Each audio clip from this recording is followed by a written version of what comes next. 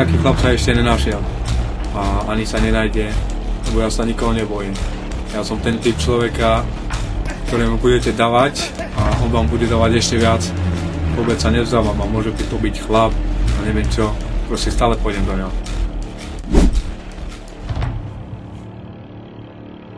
Týždeň pred zápasom sa chodím do kostola pomodliť za seba, za svoju rodinu a nech to dobre dopadne. A nech to dopadne akokoľvek, tak po zápase idem do kostola a poďakujem za všetko.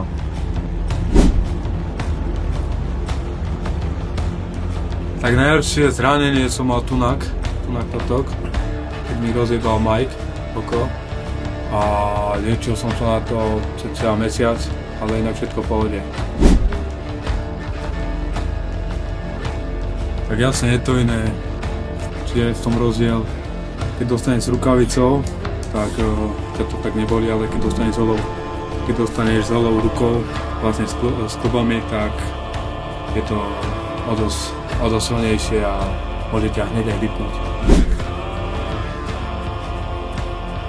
To záleží aj na tom, ako mierite. Keď mierite zle a proste mierite na hlavu, tak proste to strašne bolí. Je to také niečo, ako keď vám prejde auto prsty, ruku. A keď dobre mierite, no tak je to v pohode.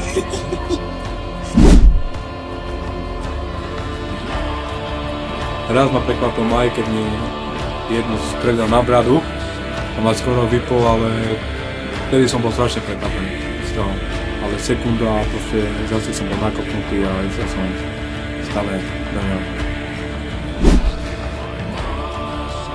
Vieš čo, raz som bol v takomto štádiu, keď mi Mike strelil, vtedy mu to vyšlo, ale inak som ešte, nikto ma nevypol.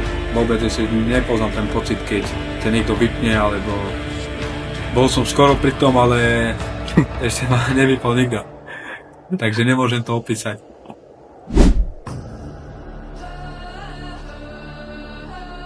Nad tým vôbec nerozmýšľam a nech to dopadne akokoľvek.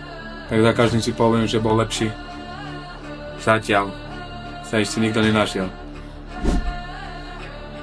Tak, skaz pro mojich sponzorov, pridajte sa k mojej ceste, lebo som nastavený, že to dotiahneme strašne ďaleko a je to dobrá príležitosť pre vás sa zviditeľniť. Keď máte malé firmy, reštiky alebo hocičo, som otvorený každým možnostiam a budeme spolu rásť.